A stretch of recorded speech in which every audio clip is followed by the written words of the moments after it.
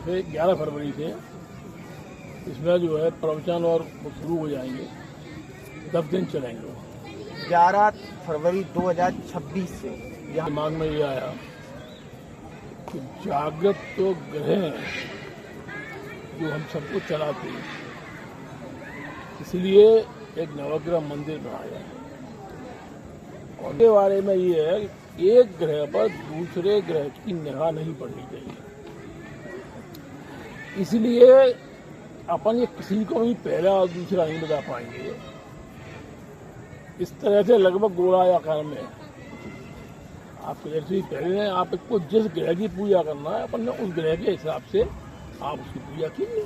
अपने आप में एक अनोखा इसलिए है कि इस पर लगातार जल धारा चलती रहेगी। नीचे शिवलिंग बना हुआ है, उसमें भी लगातार जल धारा चलती रहेगी। .com से मैं दीपक तिवारी अभी आया हूँ नवग्रह मंदिर। आज हम नवग्रह मंदिर को जानेंगे धर्म की दृष्टि से। जैसा कि आपने देखा था पुराने वीडियो में, मैंने आपको दिखाया था इसका परिसर का पूरा विवरण। आज हम इसको धर्म की दृष्टि से जानेंगे, इसकी महत्वता। तो आज हमारे साथ हैं डबरा शहर के श्रीमन नारायण मिश्रा जी। तो श्रीमन नारायण मिश्रा जी, मैं आपका स्वागत करता हूँ ग्रामदर्शन.com में। धन्यवाद। तो श्रीमन जी, मैं थोड़ा जानना चाह रहा था कि ये नवग्रह पे जो 9 ग्रहों पर के ऊपर आधारित है, तो इसके बारे में किस प्रकार से आपको विचार आया, कितना समय लगा इस कार्य को करने में? हमने लक्ष्मी नारायण मंदिर आगे बनाया था। जब वो पूरा हुआ तो हम भाइयों के दिमाग में ये आया कि जागृत तो ग्रह हैं जो हम सबको चलाते हैं, इसलिए एक नवग्रह मंदिर बनाया है। और नवग्रह मंदिर बनाने के उसमें जब हम यहाँ पर आए तो धीरे धीरे बनते बनते फिर ग्रहों के बाद में उनके परिवार की बात आई, परिवार के बाद में हर ग्रह के आदिदेव की बात आई। उसमें प्रथम तल पर हमने पूजनीय ग्रहों को रखा है, जहाँ हम उन पर जल या तेल या जिस पर जो चढ़ाया है वो चढ़ा सकता है, पूजा की जा सकती है। इसके ऊपर परिवार के साथ जो ग्रह बैठे हैं उनको दर्शनीय है, क्योंकि वो अष्टधातु में सोना, चांदी, तांबा, पीतल सब मिला हुआ है, वो दर्शनीय है। और हर ग्रह के ऊपर उसी ग्रह के आदिदेव बैठे हुए हैं। हमारे तीसरी मंजिल पर अधिकांश भगवान विराजमान है। में राधा कृष्ण भी है, राम सीता भी है, हनुमान जी भी है, दुर्गा भी है, सरस्वती भी है, काल भैरव भी है, हनुमान जी भी है, गणेश जी भी है। गणना नीचे से करेंगे या ऊपर से करेंगे? कार्य से तो अपने को नीचे से करना चाहिए। तो पहले से आप बता सकते हैं, पहले कितना दिया जाए? इन ग्रहों के बारे में ये है, एक ग्रह पर दूसरे ग्रह की निगाह नहीं पड़नी चाहिए।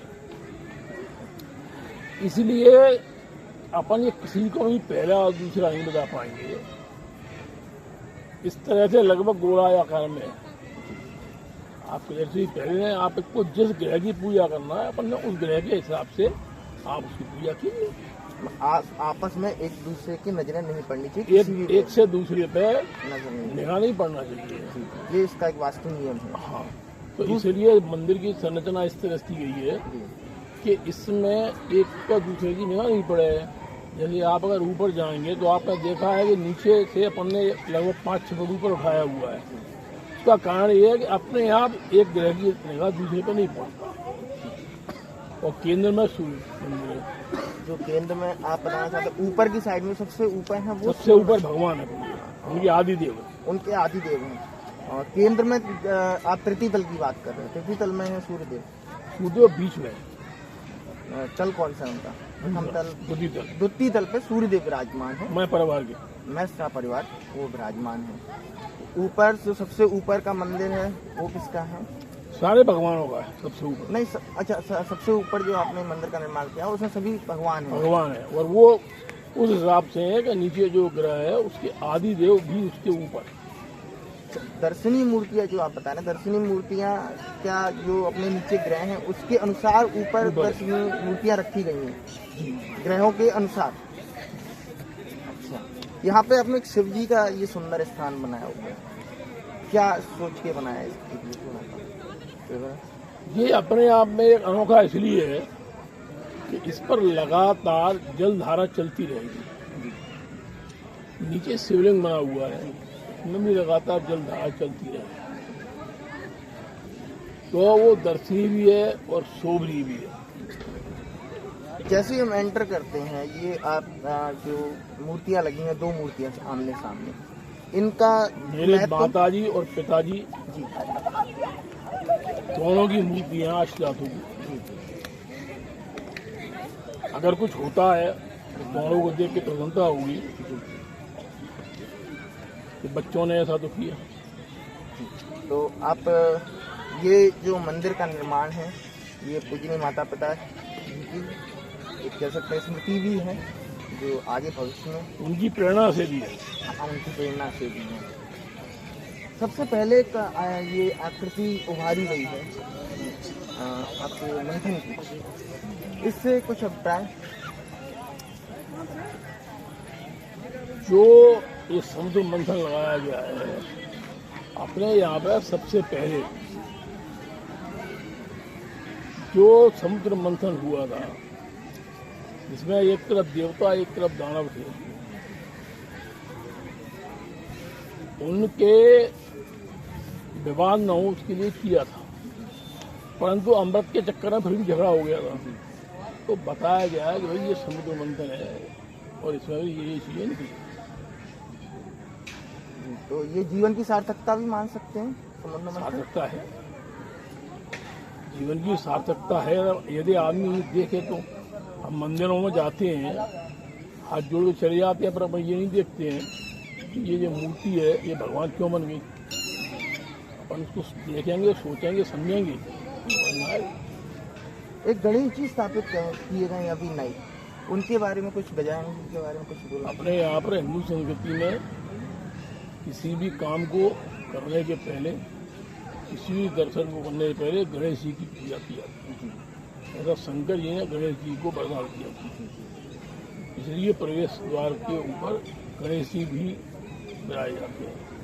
हमने पामी वाला मंदिर अगर आपने देखा लक्ष्मी नारायण का, उसमें भी गणेश जी की मूर्ति आगे रखी। तो प्रथम में गणेश जी हैं आपके प्रवेश द्वार पे, उसके बाद आपके जो ग्रहों की स्थितियाँ हैं, इस तरह से ये नवग्रह मंदिर का निर्माण है। कितना क्षेत्रफल होगा इस मंदिर का? लगभग 40 बीघा 40 बीघा के क्षेत्रफल में फैला हुआ है। आसपास ये जो बनी हुई हैं, इनके बारे ये क्या मतलब घूमने के लिए है या क्या घूमने के लिए, किस पर्पस? ग्रहों का जो पूजा होती है उनका अनुष्ठान जो है हर ग्रह की अलग अलग कुछ दिनों के लिए होता है। तो जो आदमी बाहर से आ रहा है वो कहाँ जाएगा? रुकने का ये निःशुल्क रहेगी, सशुल्क रहेगी? अभी इस पर विचार किया नहीं है। कुछ प्रतिबंध भी अभी थोड़े थोड़े से लगाए हैं, जैसे कि हमने देखा यहाँ पे सामने लोगों को एक तो गंदगी न फैलाने का निवेदन किया है। उसके लिए मैंने भी अपने पिछले वीडियो में निवेदन किया था, केक न काटने के। तो कुछ ऐसा आपको संदेश देना चाहें डबरा की जनता या किसी आने वाले जितने भी दार्शनिक लोग हैं, वो यहाँ पे क्या ना करें? हर चीज स्वच्छ अच्छी लगती है।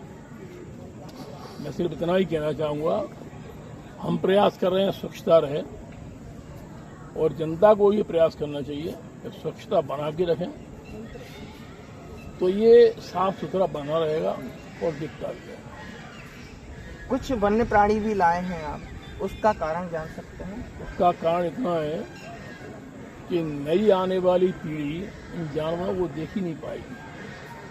जंगल लगभग खत्म जैसे हो गए हैं, नगरों में जानवर होते नहीं हैं, इसलिए प्रयास कर रहे हैं कि जो भी जानवर उपलब्ध हो जाएं उन जानवरों को हम लाएं, बच्चों में दे देंगे।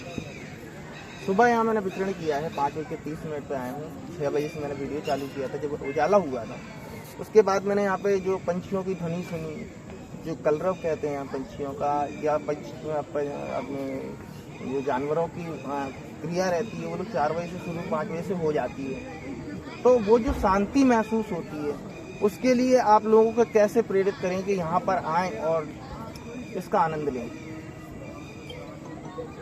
मंदिर को आनंद लेने की जगह, प्रेरित करने की जगह, मंदिर अपने आप में एक आस्था का स्थान है और हमने ये प्रयास किया है कि ये शांति क्षेत्र बना रहे।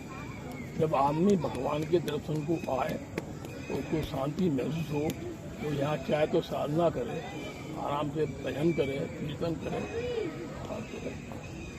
जी, तो धन्यवाद। अभी हमारे साथ थे श्रीमान नारायण मिश्रा जी, उन्होंने बताया यहाँ पर आदमी आए, अपना ध्यान केंद्रित करें, ईश्वर की भक्ति करें और इसको दार्शनिक रूप में भी देखें, पूजा के रूप में भी देखें। तो आप सभी का स्वागत है इस मंदिर में। इसकी अभी प्राण प्रतिष्ठा होनी है, जाते जाते 20 फरवरी से। कितने दिन का अनुष्ठान रहेगा ये? 20 फरवरी को प्राण प्रतिष्ठा हो जाएगी। 10 फरवरी से 11 फरवरी से इसमें जो है प्रवचन और शुरू हो जाएंगे, 10 दिन चलेंगे। 11 फरवरी 2026 से यहाँ पर शुरुआत होगी।